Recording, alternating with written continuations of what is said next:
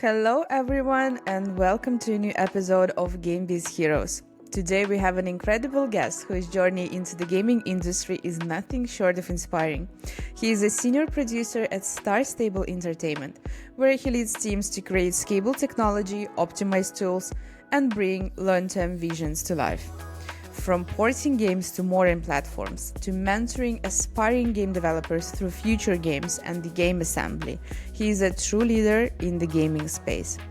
He's also a passionate public speaker, sharing his expertise at global conferences and empowering others to break into the industry.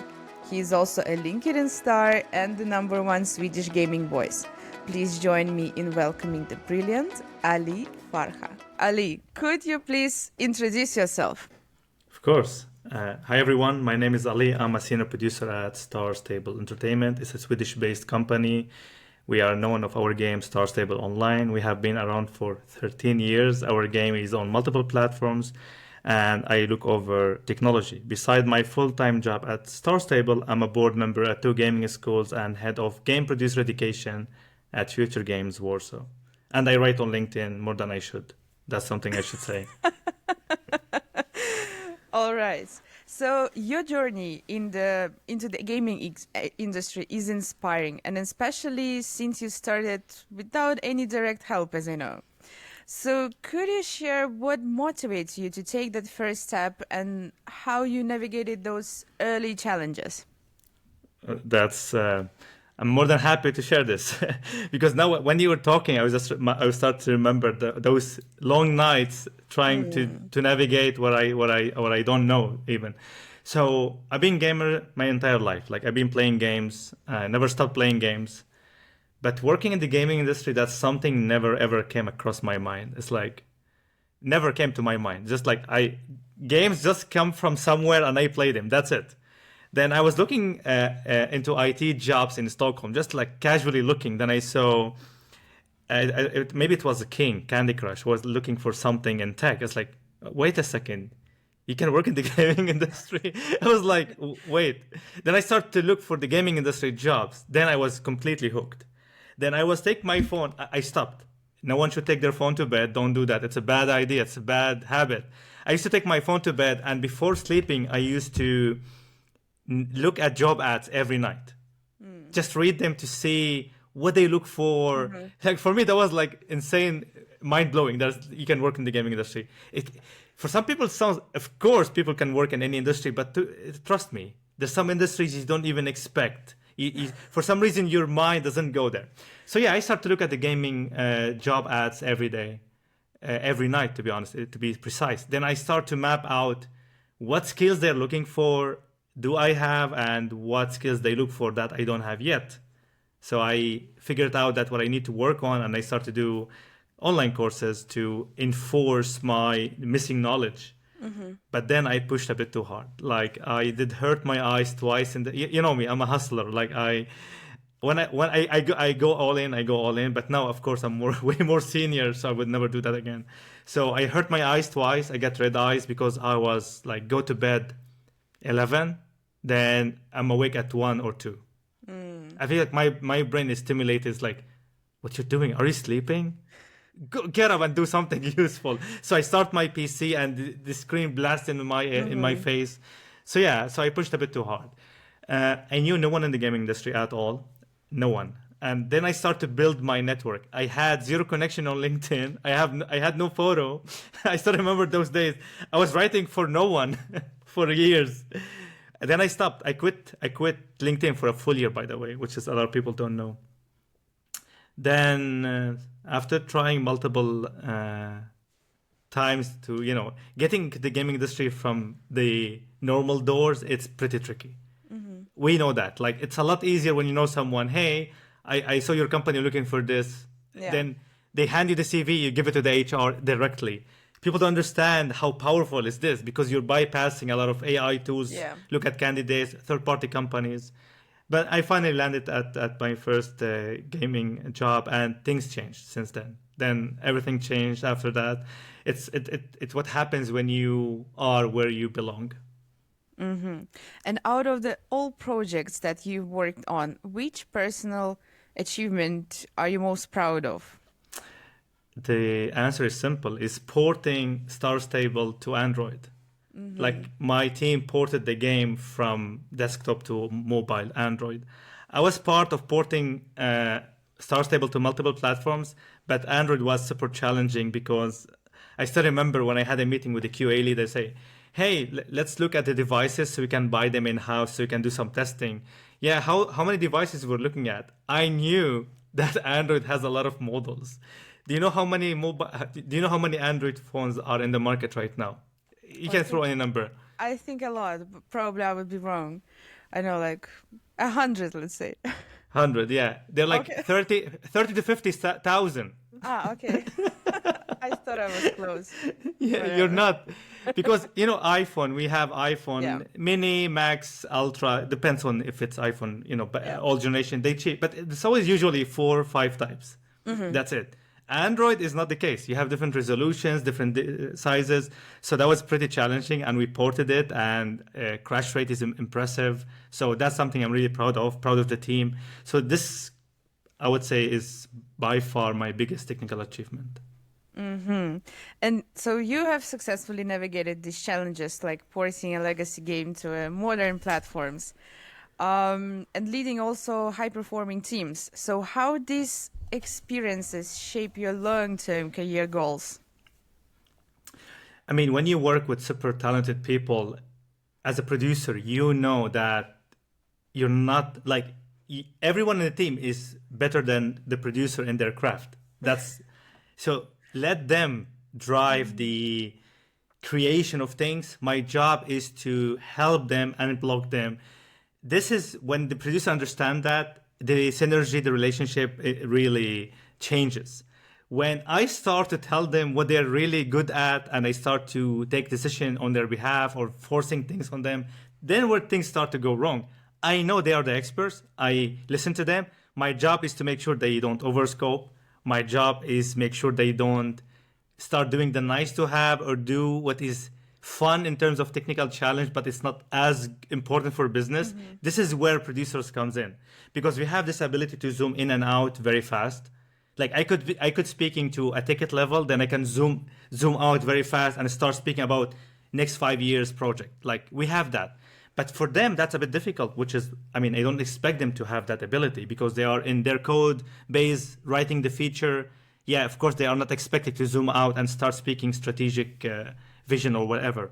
So that's something was good to, like really good to, have it as a mindset. They are good at what they're doing, and they start to see that I'm good at what I'm doing. So trust increased by far since that. Second was I've learned that different people in the team prefer to do different things, and my job is to figure out which one of them is good at what and which one of them prefer to focus on what aspects. So I start to allocate the team members where it's more exciting for them. So this kind of the things I've learned, or I start to feel it's every producer should try to do when working with high performing team members. It applies not only to producers, do not bother people, do not micromanage people. That's something no one should do, 100%. That's something everyone should tell themselves. And if you see that the person is a professional in this topic, do not bother people. Just let them do their job and 100%. believe in them, trust them. Yeah, that's 100%. Trusting in the people, it's something we should do. Treat them as an adult. I gave that example. Like when you speak to someone seeking help, don't tell them what to do. Just guide them. Trust they will figure it out. That's always as us assuming that we know the best course of action in every scenario. This is a disaster. They will figure it out. They will surprise you. Yeah. They will, even though at some point, if someone junior and they come to us seeking help, depends on if it's mentoring or coaching, but always try to guide them to figure it out. Then if they're stuck, of course, our job is to, okay, you know what? You should try this. Thank you so much. Then they try this. But if you give them this, whatever solution or tool or methodology in the first, here, do this, do that. Then you start treating them as kids or young. So you not trust their abilities and they will be counting on you to solve their problems. Yeah. the synergy will be super off, in my opinion. You will be bottleneck. If you're away, nothing will be functional. I was in Japan enjoying my time. I had zero concern that my teams will be struggling. I came back, everything was smooth and working, except some, of course, high level communication. It needs a producer. Beside that, they were pretty on track. No, it's amazing. It's amazing when you have a cool team around. Yeah. Guys, make sure to stick around until the end of the episode because I've partnered up with the top gaming conferences to bring you exclusive discounts. I'll be revealing a special promo code you don't want to miss, so stay tuned. So Ali, let's get back to our favorite LinkedIn topic. So you've been also recognized as the top voice in Swedish gaming on LinkedIn. Yeah. So what inspired you to start sharing these insights regularly and get back after the 1 year gap that you already mentioned? Yeah. And also, I'm super curious, how has this impacted your career or connections in the industry? First of all, I always been big fan of sharing what I'm doing or sharing what I've learned for different reasons. First of all, I feel sometimes we need to remind ourselves what we know. We need to remind ourselves of our achievements. So it's a good for you as a person to recognize what you have been doing. But that's not my main motivation, because people like sharing milestones and something. So people like, are you bragging online? I say it's a lot more, because we have no idea the impact we do when people read our stories. And it's what kept me going is the feedback I get from the people, meeting them in one of the events at Gamescom and say, hey, Ali, by the way, you wrote something about this. I was like, when I did that, like something I've written like a year ago or something. Yeah. And people remember. People remember, and they said that helped me a lot. I was struggling there, but now I know what to do. Or you guided me to do look at something, or you inspired me to keep trying. So it's so powerful when you look at it. So I see it when people say, yeah, I don't want to write, I don't want to brag. You're not. If you're not writing, you're being selfish. That's what I tell people. You're being selfish. You're not sharing your knowledge. You're not sharing inspiration. So that's what kept me going. I stopped for a full year because I get tired of no engagement. I was just writing for myself. So feedback always helps. And that's why, as a public speaker, when I am on a stage in front of 1,000 person, I don't feel, I get really excited. But then if you put me in front of a phone and record me, me recording myself, oh my God, you won't believe. Like, I say hi to my coach, Noshin. She's coaching my, like me as a public speaker. But she noticed that immediately. Like I said, like when I'm in front of the camera recording, I need to redo it multiple times. But when I am on stage, I don't care. I just like always, because feedback. So when people interact with your content, supporting you, always good. So what happens? It starts a good feedback loop.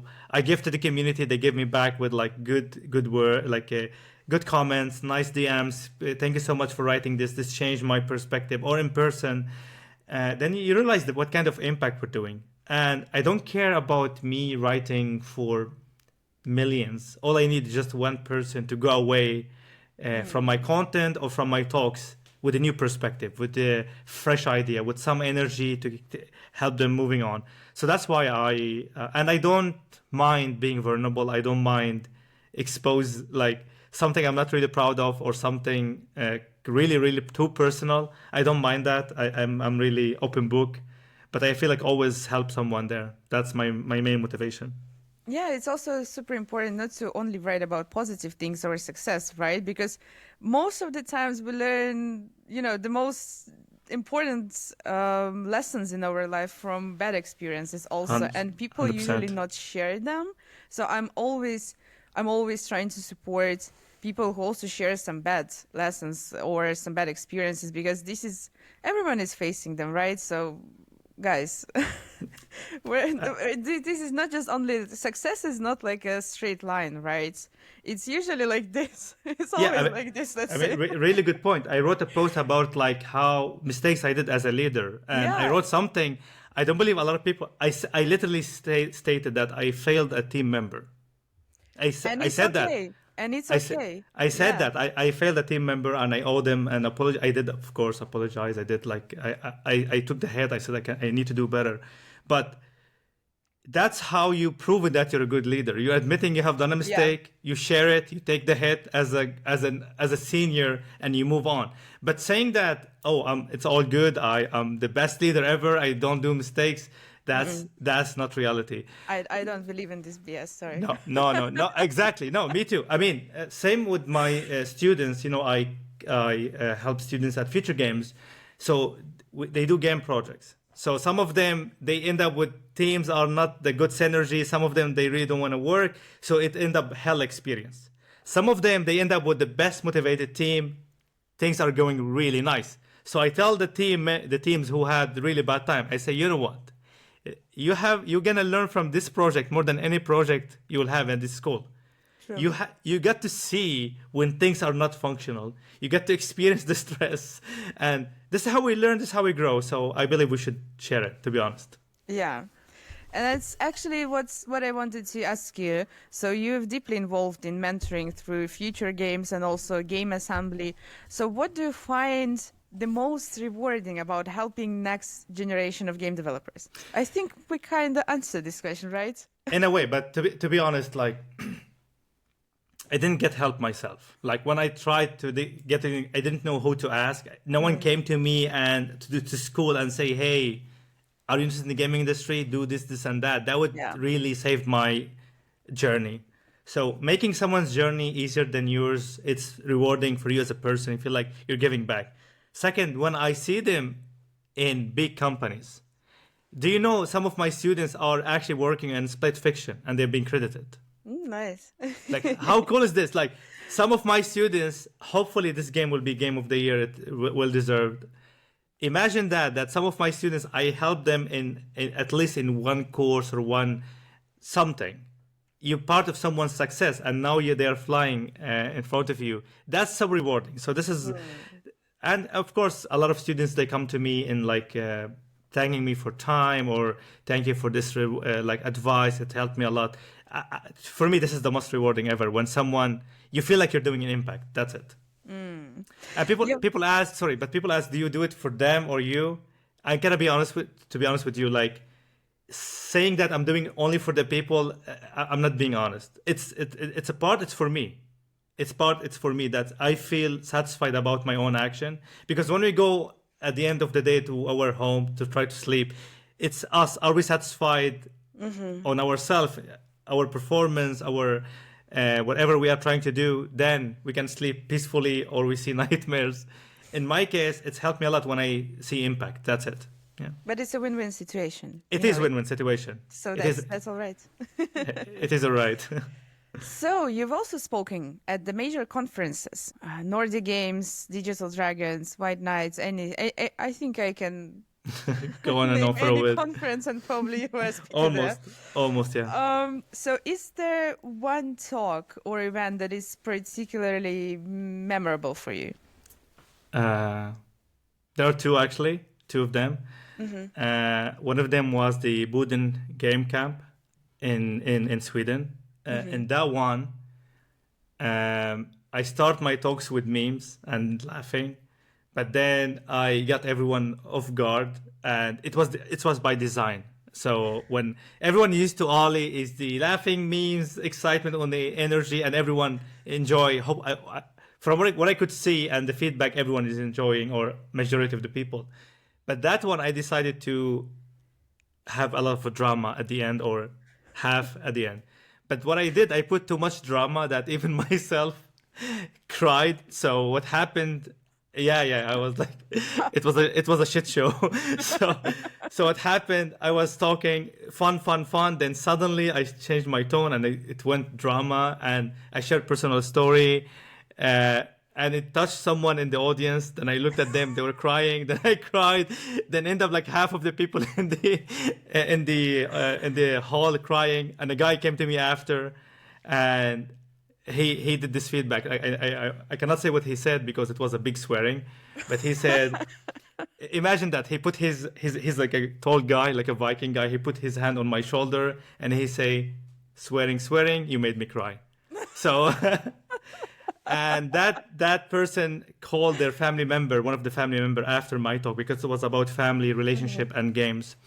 So that's pretty memorable because it was the first time I cry on stage in front of. It was embarrassing, but it was, it was nice. Is there a recording? Luckily not, because I asked, they said no. I said perfect, amazing. So that one but when you see people connected, when you connect with the people and they start to feel the same emotions, then I felt it was a success as a public speaker. Second one was in Morocco. I was a part of an amazing panel, but then someone asked a question doubting their ability to join the gaming industry. So I said, can I take this? Because this is really what I'm trying. This is my mission, to show people it's possible. I mean, everything I do to show them it's possible. I'm the top voices on LinkedIn. What I do, I'm writing. That's what I'm doing. It's not crazy. It's just, you need to be consistent. Yeah. I don't have the background. I didn't know anyone. There's a lot of challenges I faced, and I overcome them. And you can do the same. That's my biggest message. So I said that to the person. I said, look, let's talk, me and you now. It was like 500 people in the room. It was a massive event in Morocco. I shared where I started. I shared what challenges I faced. Then I asked the person, do you believe your challenges even more? Then that person was honest and said no. So what happened, everyone in the room stood and started clapping. That could be one of the best moments I've had as a public speaker. And you cried the second time. No, I was solid. I was solid, and there was a lot of people in the room. I didn't want to cry, and they were translating to many languages, and I didn't want people. Oh, he's crying in like every language on earth. No, I won't cry in every language. That I won't do. Cry in one low-key event maybe from time to time. It's a good for yeah, but that was nice to see people clapping in unexpected moment. I didn't expect it, to be honest. I was shocked. I was like, oh, thank you. I didn't see that coming.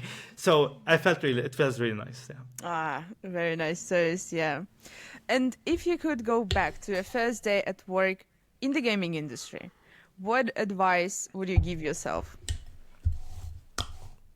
Oh my God, I was.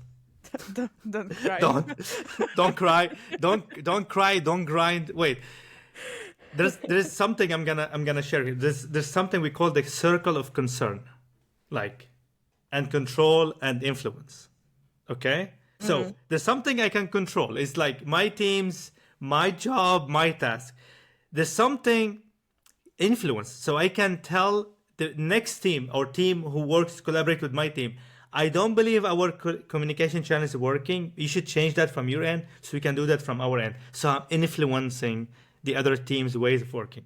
Then there's the overall company direction. Like my company want to do a new IP. My company want to take Star Stable to Xbox or something. That's a concern. I can influence maybe, but that's a concern because it's way above my head.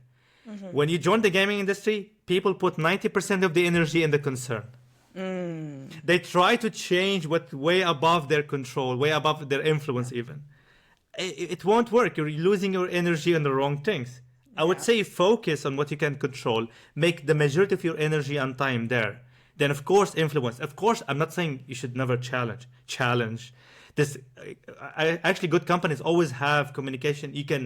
Anyone at the company can challenge any decision to a certain level, like an anonymous feedback. Tell your manager to take it to the director, and that's it. What happens, they want to fight the company direction, and they want to educate the C-level about stuff. This won't fly. So if I can go back in time, definitely would be focus on what I could control and put majority of my energy there instead. Yeah. It's a good one. And looking ahead, what excites you about the future of gaming? I mean, right now technology is evolving to a level that we still try to understand. It's just insane. And making games never been more accessible. So I predict that in the future we will see more indie games or games coming from smaller studios competing with bigger studios. So it's super exciting. We will see games coming from region never made games before or never made games on a high scale or big scale. I mean, now Middle East is a very interesting area. I've been researching and I fly there a couple of times a year just to see what's going on. I'm flying again in a few weeks just to support the ecosystem and see what they're up to, because it's so exciting to see games coming from different cultures, different regions. But I really here need to say something. If you are one of these studios or emerging countries, emerging studios, don't try to mock what the West or successful games in the West are doing. Do games reflect your culture? Do something different. Yeah. So yeah, so I'm super excited. We will see high-level games coming from unexpected smaller studios. We will see games coming from cultures we've never been exposed to, which is super exciting. Yeah, that's how I expect the space to look like. Interesting. So moving on to the next part, I prepared some Blitz questions for you. The answers can be short, a couple of words, sentences, as you wish. So let's imagine, Ali, I'm talking with one of your closest friends, and they had to describe you in 3 words. So what would they probably say?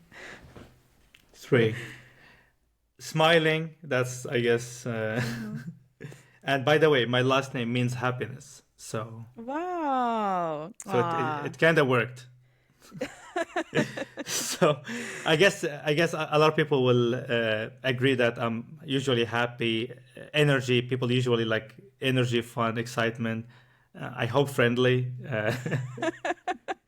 Otherwise, I would be shocked. No, I'm kind of friendly, or I've heard a lot of people say that. So yeah, I assume gonna be around friendly, excitement, and motivation. Like I'm motivated to a level that it's kind of contagious. I've heard that from feedback from people. Like, just being around you makes us feel we want to achieve, we want to do things, we want to be happy, which excites me. It's so fun. So yeah, happiness is contagious. So I assume it's gonna be around these 3 areas. It's true. I agree. What's your guilty pleasure outside of work? There's something I don't want to say this, but I cannot stop working on my skills and educate myself. Like, I'm addicted to this. And if I share what I do, I stopped sharing what I do because it's unfair.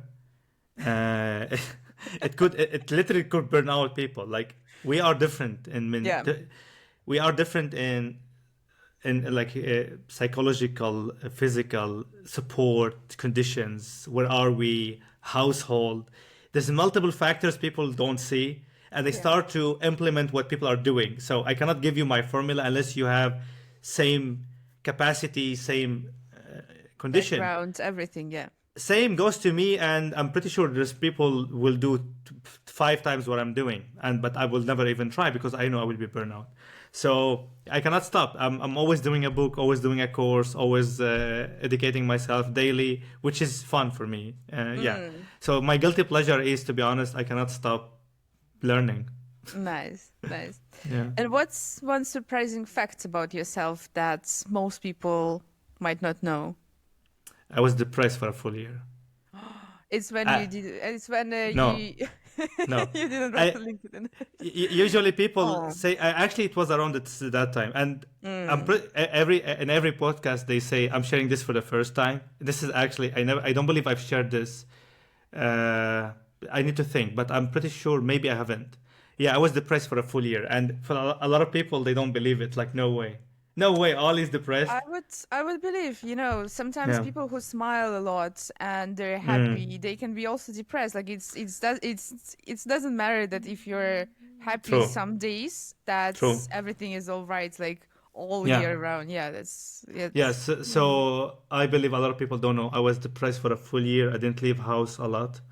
I almost gave up on everything. I said, like, yeah, I'm not sure I can do it anymore. But then, you know what? You pull your strings and you move forward. And it was a good learning for me. I've learned, and now when I see this coming back in any shape or form, I know how to immediately stop it on the fly. Like, I know how to cope with it. I know how to deal with it. So even though if you're listening to this podcast and you're struggling, even though you're still in this struggle still. My dad keeps saying this. It's a common saying. Maybe it's in every culture. I don't know, but he keeps saying that clouds won't remain in the skies forever. I love this. Like the cloudy sky, the sun will comes out. Doesn't Yeah. matter how long it will take. Doesn't matter how dark it looks. And I've been there. At some point, you feel it's over. You feel like I'm done. It's game over. It's over. Almost you feel like it's end of life cycle. But then you will know that it will over, and when it's over, sometimes we forget this cycle happens all over again. So now when something happens to me, something tough, something, oh my god, why this happening, I remember the saying, and I remember I have been there, and it's gonna be over anytime. So you know what, let's deal with it, let's face it. So Yeah. that's a great mindset. So yeah, remember, no clouds will be in the skies forever. Wow, it's a very good one. Yeah, I never heard it, but So then I can credit my dad. everything will be all right. It takes time, but everything will be all right. Always. Always. Years, months, doesn't matter. It will be Yeah. over. Things will be better, for sure. All right, let's take this positive note and let's Yes. move on to the next question. Let's do that. What's a skill or hobby outside of gaming that has unexpectedly helped you in your professional life? You know what? I'm gonna lie if I say that I have a hobby that, oh my god, this is my to-go one. I'm not gonna. I'm still trying to figure it out. I'm still trying to find what hobby I want to do. But have that in mind. You have no idea how many hobbies I did try. Like, I tried fishing. I tried to rag. You know, rag, when you make a rag, like Yeah. as a kid, like with the wooden frame and you put like wool in it. I did that. I tried drawing. I tried archery, swimming, whatever comes to mind. And every time I go all in, I buy the equipment, and my family used to make fun of me. Today Ali is fishing pod and stuff. Next day Ali is with the darts. Next day Drawing. Ali drawing with everything, and they made fun of me. I'm trying to find out what I really enjoying. I end up enjoying multiple things like climbing and stuff, but the only hobby that I always come back to is playing video games and reading. Like these are the only two. Now I'm reading this book. It's Japanese Ooh, writer. nice. Yeah. So to be honest, reading and writing and of course traveling, these are what I always come anchoring back to. Doesn't matter what. But you know what? I'm pretty sure there's something I would really enjoy and become oh my god, I love this. I love bowling. I love dart. I believe those are the closest. But I'm gonna keep exploring. Yeah. So to be honest, there's no hobby helped me, but being curious to know about hobbies, that's helped Yeah. me to always be willing to learn. Always say yes. People say, Open to new things, yeah. yeah, would you like to try this? I say yes. Then what's this again? Yeah, actually, one of my team members say, let's do kokashi. I say, what's kokashi? I said yes, of course. I said yes first, but then I said, what's kokashi? I said it's this. Oh, actually, I have it on my desk, but kokashi is the wooden. It's in Japan, but it's gonna be like a way bigger. I don't Yeah. I have mine somewhere. The one I made, it looks So so you need to goofy. make it from the wood yourself. No, the wood will be ready. You paint it yourself. Ah, oh, So it's really so nice. imagine this but bigger, but then you paint it yourself. So that was a learning. So I end up looking what kokashi is. Then I was in Japan. Then I saw them and say, my friend, these are kokashis. Then I've learned something just by saying yes. So this is what I do all the time. But I'll be honest, playing and reading and traveling, these are the only three things remains always consistent. All right. So what's your favorite travel destination? Oh, wow. Japan.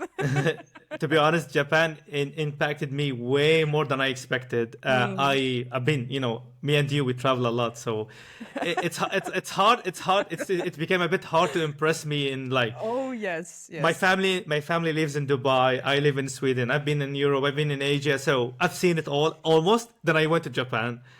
It's I hate to be with with the mainstream, but oh my god, it's the next level. Yeah. So Japan definitely, it's a destination impacted me. But then there's always small moments you do. It's hard to explain. You travel somewhere, Yeah. then you are walking in a normal street. It's not next to any eyesight. It's not next to any famous building or whatever. It's just a casual street in a city you're in. For some reason, you take that with you when you go home. Then you remember that corner, like sidewalk, nothing special. It's just a corner or something. I feel like you're nodding already. So so these small pieces here and there makes every destination unique. To be honest, Yeah. in Japan you will have that on a steroid. That's so. Okay. Yeah. Yeah, it's also kind of sad to me always that you travel so much and then it's hard to impress, right, yourself with Yeah. kind of new travel destination. And I think I need to try something new like Japan or South Africa or something Yeah. like this Same. because South. everything else. Yeah, going to Africa would be definitely my dream. I've been to North Africa, but I would love to go to Kenya, Yeah, 100%. I would love. I was so close to go safari. Nigeria this year, but sadly it didn't happen. But yeah, Yeah, same here. I was in Egypt a couple of mm, times, but like nice. a touristic with a family, so it's also not that kind of experience that we're talking about. No, But yeah, it's kind of cool and sad at the same time with a lot of travels. But we'll find a new places. We'll share it. we will. So, okay, now we know the best travel destination from Ali. And what's about the conference? What's your favorite conference so far and why? Oh, that's a good one. I know me and you were the conference gurus. Again, Like, if you need conferences, it's we. hard to impress us with conferences It is. also. I've been to Oh my God, 25-1 last year or something like that. So crazy. it always depends on what you're after. Yeah, But to be honest, Gamescom, it's hard to compete with Gamescom. yeah, yeah. Gamescom is absolutely amazing when you know how to navigate Gamescom. And I Yeah. do. And I do. So first day, people say Ali's not talking. Yeah, I'm not talking because it's gonna be 5 parties in the first day because first day where everyone is there. So Yeah. so I do party hopping. So I go Polish. Same. I go to the Polish embassy party. Then I go Yeah. to one of the mobile providers. Then Savvy Games. Then something. Then something. Then I end up at the Nordic Games always. So, so you see, I have a mind map how to do this. So Gamescom is super effective, super efficient, super nice. Call is amazing. Overall, I would say Gamescom hard to compete with. That's At the true. same time, I really love Digital Dragons. It's very cozy, very nice business attraction. Um, They also grew a lot since for the couple of years. I remember yeah, they were not that kind of big of the conference, but for the last 2 years they they like exploded. They exploded. wow, yeah, And they kept high quality. And DevGam is also, I really love this one. Is it's a smaller scale where you get yeah, more chance to talk to the people. And yeah. I'm advisory there. I love the team, and I feel when we go there, you get more time to build a connection and real conversations. Gamescom is hard to do that, but it's more Yeah. for meeting a lot of people, expose yourself to different perspective, and at the same time you have the consumer area, which is interesting for gamers. Overall, Gamescom, to be honest, it's a must. That's true. I would agree. And what's the next conference where we can meet you? Next one, we're hosting one actually in Oh, I know. Manchester. That you know. Yeah, Harry. Then yes, hey Harry, we're coming to Manchester. Then after that, I will be Cyprus most likely. And GDCY Fest. why? Yes, but before Awesome, awesome. I will be then there. then I see you there. Then I will be in Dubai early May.